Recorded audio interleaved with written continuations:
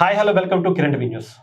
పవన్ కళ్యాణ్ గారు చేసే అద్భుతమైనటువంటి పనులు, గొప్ప గొప్ప ఆలోచనలు నిజంగా ఆయనకే వస్తాయేమో అనిపిస్తుంది. అలాంటి ఒక గొప్ప ఆలోచనల అద్భుతమైనటువంటి పనులేంటో మనం మన జర్నలిస్ట్ కిరణ్ గారిని అడిగి తెలుసుకుందాం. నమస్తే. హాయ్ హరీష్. మీరు చూడొచ్చు గొప్ప గొప్ప ఆలోచనలు, అద్భుతమైనటువంటి పనులు. అంటే హరీష్ అంటే బాధాకరం ఏంటంటే హరీష్, మౌలిక వసతులు కల్పించడాన్ని కూడా గొప్ప అనుకునే పరిస్థితికి మనల్ని దిగజార్చారు హరీష్. నువ్వు గొప్ప పని అన్నావు, ఏంటి చెప్పది? అంటే ఇన్ని సంవత్సరాల్లో స్వతంత్రం వచ్చిన తర్వాత ఇన్ని సంవత్సరాల్లో ఒక గుడానికి వాళ్ళ జీవితంలో ఇంకా వెలుగు చూస్తామో లేదో అనుకునేటువంటి క్షణంలో పవన్ కళ్యాణ్ గారు లాంటి వ్యక్తి వచ్చి ఆ గొప్ప ఆలోచనతో వాళ్ళకి ఇవ్వాలి, వాళ్ళకి వాళ్ళ ఇంట్లో వెలుగు నింపాలి అని. హరీష్, ఇక్కడ అంటే చూస్తున్న వాళ్ళందరూ కూడా ఆలోచించాలి. పవన్ కళ్యాణ్ గారు ఇవాళ వచ్చారు రాజకీయాల్లోకి, ఇవాళ ఆయన అధికారంలోకి వచ్చారు. స్వతంత్రం వచ్చి 75 ఏళ్ళు అవుతా ఉంది హరీష్. ఆల్మోస్ట్ ఇది స్వతంత్రం వచ్చిన ఇన్ని సంవత్సరాలు, మరో 23 సంవత్సరాలు అయితే మనకు 100 ఏళ్ల ఉత్సవాలు జరుపుకుంటాం మనం. అలాంటి పరిస్థితుల్లో అసలు స్వతంత్రం ఏంటి? మౌలిక సదుపాయాలు ప్రతి ఒక్కళ్ళకి కల్పించడం, విద్య, వైద్యం, ఇలాంటివి మౌలిక వసతులు, మౌలిక సదుపాయాలు ప్రతి ఒక్కరికి కల్పించడం. ఇవాళ నువ్వు కానీ నేను కానీ ఏమనుకునే పరిస్థితికి ఏర్పడిపోయింది తెలుసా సమాజం? అరే రోజు మనం కరెంట్లో ఉంటుంది, ఇవాళ కరెంటు వెలుగుల్లో ఉంటున్నాం రోజు మనం. కానీ మన్యం గ్రామాల్లో 18% గ్రామాలు స్టిల్ ఇవాల్టికి కూడా, మన్యం జిల్లాలు ఏవైతే ఉన్నాయో 18% గ్రామాలు ఇవాల్టికి కూడా కరెంటుకు నోచుకొని పరిస్థితి ఉంది అంటే మన పాలకులు ఎంత దారుణంగా ఫెయిల్ అయిపోయారు హరీష్. ఇవాళ ఒక హృదయం ఉన్న నాయకుడు వచ్చి, అరే ఏందయ్యా ఇంకా మీరు చీకట్లో మొగ్గుతున్నారా, ఏంటిది అని చెప్పి కరెంట్ ఇస్తే మనం అద్భుతం అంటున్నాం. ఎందుకు? ఒక సాధారణంగా చేయవలసిన పని, 75 ఏళ్లుగా చెయ్యని పని, చేయాల్సిన బాధ్యత ఉన్న ప్రభుత్వాలు ఏవి కూడా చేయకపోతే ఇవాళ పవన్ కళ్యాణ్ గారు వచ్చి చేస్తే మనకి నిజంగా అద్భుతమనే అనిపిస్తోంది. చిన్న చిన్న పనులు కూడా మరి సమస్య ఎక్కడ వస్తుందంటే, జనం గురించి ఆలోచించి ఎంతసేపటికి బుర్రతో ఆలోచించడం తప్ప హృదయంతో ఆలోచించే నాయకుడు దొరకల. ఇవాళ వచ్చాడు, హృదయంతో ఆలోచిస్తున్నాడు. ఎందుకు పవన్ కళ్యాణ్కి రాజకీయాలు అంటే, ఎందుకే పవన్ కళ్యాణ్కి రాజకీయాలు అంటే, ఎవరూ చేయలేనివి ప్రజల కోసం చేయగలిగిన అధికారం ఇస్తే బటన్ నొక్కడానికి కాదయ్యా రాజకీయాలు. ప్రజల బాధలు తెలుసుకొని వాళ్ళ జీవితాలను మరింత మెరుగులు దిద్దాలంటే ఏం చెయ్యాలి అని ఆలోచించగలిగిన అధికారం, అది రాజకీయం అంటే. అందుకు రాజకీయాల్లోకి వచ్చాడు. చాలా మంది అంటారు ప్యాకేజ్ స్టార్ ప్యాకేజ్. ఎందుకయ్యా ఆయనకి డబ్బులు? నాకు అర్థం కాదు. డబ్బులు ఉన్న డబ్బులే ఆయన దగ్గర ఇచ్చేస్తుంటే సో ఆయన వస్తే ఏం జరుగుతుంది అనే దానికి జగన్మోహన్ రెడ్డి గారు వీళ్ళందరూ గతంలో ముఖ్యమంత్రిగా వెలగబెట్టలేదా? పంచాయతీరాజ్ మంత్రులు లేరా? గ్రామీణాభివృద్ధి శాఖ మంత్రులు లేరా? లేకపోతే గిరిజన మంత్రులు లేరా? ఎవరు చేయకూడదు ఈ పని చెప్పు? అంటే ఇక్కడ ఏంటంటే హరీష్, 17 కుటుంబాలు మాత్రమే నివసిస్తున్నాయి. 17 కుటుంబాలు నివసిస్తుంటే వీళ్ళకి లక్షలు పెట్టి కరెంట్ ఎందుకు ఇవ్వాలా? ఏం కాదులే, వీళ్ళకి అలవాటు అయిపోయిందిలే, వీళ్ళే మా చీకట్లో మొగ్గుతారు అని 17 కుటుంబాలు కదా అనుకొని ఆలోచించారు. ఇది అంటే జనం వాడి షూస్లోకి వెళ్ళి ఆలోచిస్తే వాడు చీకట్లో మొగ్గిపోతున్నాడు కదా, ఆ మాత్రం మానవత లేదా మీకు? 17 కుటుంబాలే కదా అంటే, కాదురా ఒక్కడి కోసం కూడా మనం చెయ్యాలి. కంకణం కట్టుకున్నాడు ఆయన.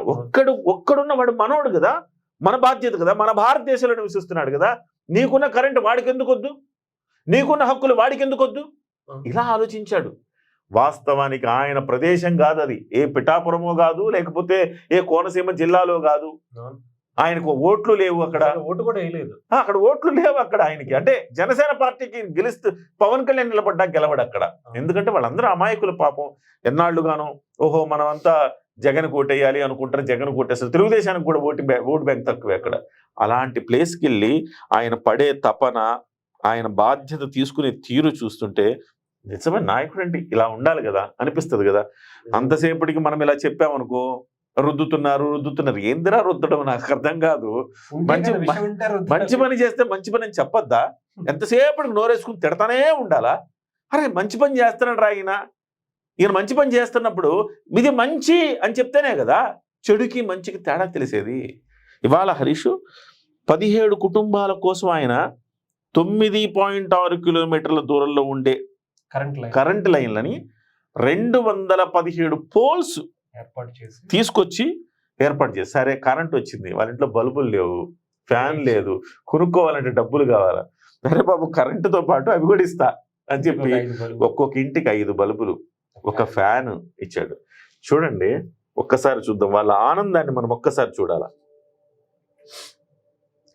వాళ్ళు ఎంత అంటే చెప్పులు ఇస్తేనే సంతోషపడిపోయారండి. నాకు అర్థం కాదు. అంటే చాలా బాధాకరమైన, ఎంత సుందరమైన ప్రదేశాలండి, ఎంత అందమైన ప్రదేశాలు చూడండి.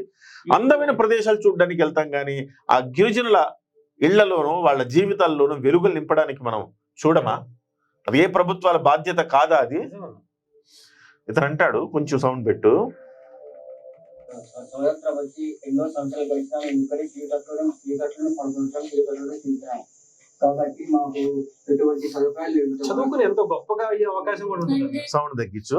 అంటే ప్రభుత్వం వచ్చి స్వాతంత్రం వచ్చి నీళ్ళైనా చీకట్లోనే తింటున్నాం, చీకట్లోనే వండుకుంటున్నాం, చీకట్లోనే పడుకుంటున్నాం, ఇంత దుర్మార్గమైన దుర్భరమైన పరిస్థితి మాదని చెప్తా ఉన్నాడు.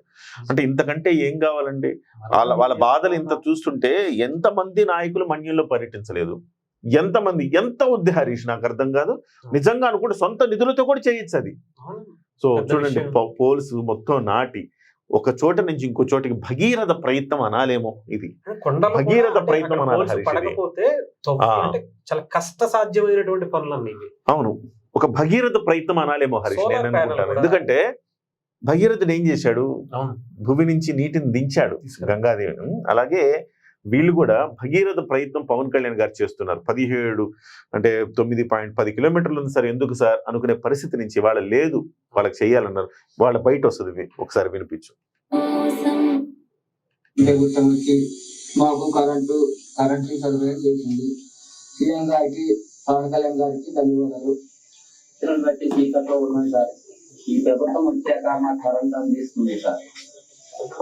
సీఎం గారికి, పవన్ కళ్యాణ్ గారికి ధన్యవాదాలు సార్. ఇంటికి 5 బల్బులు, ఒక ఫ్యాన్. చిన్న చిన్నవే కావచ్చు అన్న, కానీ దీనికి ఒక అందమైన పాట పెట్టాడండి. అంటే మనం వినిపించకూడదు యూట్యూబ్ లో, కానీ అందని ఆకాశాన్ని కిందకి దించేవయ్యా మా కోసం అని చెప్పేసి. అంటే నిజమే కదా, కరెంటు అందరి ఆకాశమే కదా వాళ్ళకి. ఇది ఆకాశమే హద్దురాలో ఒక ఫ్లైట్లలో పేదవాళ్ళని తిప్పినప్పుడు ఆ నేపథ్యంలో, సూర్య సినిమా ఇది, ఆ నేపథ్యంలో వచ్చే ఒక నేపథ్య సంగీతంలో వచ్చే ఒక పాట ఇది. అంటే అందరి ఆకాశాన్ని నేల మీదకి దింపావు మా కోసం, అంటే మాకు అవకాశం కల్పించే ఫ్లైట్ ఎక్కడే. ఫ్లైట్ ఎక్కడం గురించి ఆలోచిస్తున్నాం మనం ఆ సినిమాలో. అరే ఫ్లైట్ ఎక్కడం కాదు స్వామి, వాళ్ళ ఇంట్లో కరెంట్ లేదు. 75 ఏళ్ల పైగా వాళ్ళు కరెంట్ లేకుండా జీవిస్తున్నారు. కనీసం ఎంత దుర్మార్గమైన పరిస్థితి. సో ఇవాళ అందరి ఆకాశాన్ని ఆయన కిందకి దించాడు. That's great thing Harish. Definite గా పవన్ కళ్యాణ్కి, నిజంగా చెప్తున్నా, పవన్ కళ్యాణ్ గారికి నిండు 100 ఏళ్ళు ఆయుర ఆరోగ్యాలు భగవంతుడు ఇవ్వాలి. ఇలాంటి అనేక మంచి పనులు చేయాలి కదా. ఒక్కసారి ఆలోచించండి. మీకు అది ఇస్తాం, ఇది ఇస్తాం అనే నాయకులే, బట్టన్ నొక్కుతాం అనే నాయకులే తప్ప, అరే వీళ్ళ బాధలు తెలుసుకొని వీళ్ళ బాధలు తీరుద్దామని హృదయంతో, మనసుతో, గుండెతో ఆలోచించగలిగిన నాయకుడు వచ్చాడు అనేదానికి ఇది తార్కాణం. ఎందుకు ముఖ్యమంత్రి కావాలి అంటే ఇలాంటివి కోకొల్లలు చేస్తాడు, రాష్ట్ర ముఖ చిత్రాన్ని మారుస్తాడు.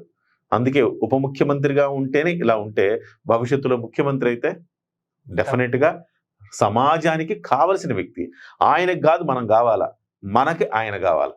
నిజమన్నా మీరు చెప్తుంటే, అంటే ఇంత చిన్న విషయాల కంటే మీరు మాట్లాడుతున్న ఆ మ్యూజిక్ వింటున్నా ఏదో ఒక కొత్తగా కళ్ళలో నీళ్లు తిరుగుతున్నాయి చెప్పాలంటే. అంటే అంటే చిన్న చిన్న వాటికి కూడా ఎంత సంతోషపడాలా. ఎగ్జాక్ట్లీ. అంటే ఇలాంటి వాటికి ఇన్ని సంవత్సరాలు ఏ ప్రభుత్వం, ఏ నాయకుడు చేయలేదా? పవన్ కళ్యాణ్ అనే వ్యక్తి వచ్చే వరకు ఇది తెలియలేదు అసలు. అవును.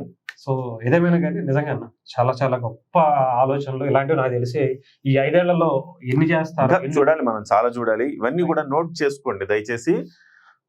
పవన్ కళ్యాణ్ ఫ్యాన్స్ అవక్కర్లా. పవన్ కళ్యాణ్ అంటే అభిమానులు లేకపోతే మెగా అభిమానులు కాక్కర్లా. మీకు హృదయం ఉంటే ఈ వీడియో చూసేవాళ్ళు ఎవరైనా, అరే ఇంత మంచి పని గతంలో ప్రభుత్వాలు ఎందుకు చేయలేదు, ఎక్కడ లోపం ఉంది ఒకసారి ఆలోచించుకోండి. ఇప్పుడు విమర్శించడమే కాదు, అసలు Right. ఆయన ఏం చేస్తున్నారు అనేది కూడా తెలుసుకునే ప్రయత్నం చేయండి కనీసం. Thank you. Thank you Harish.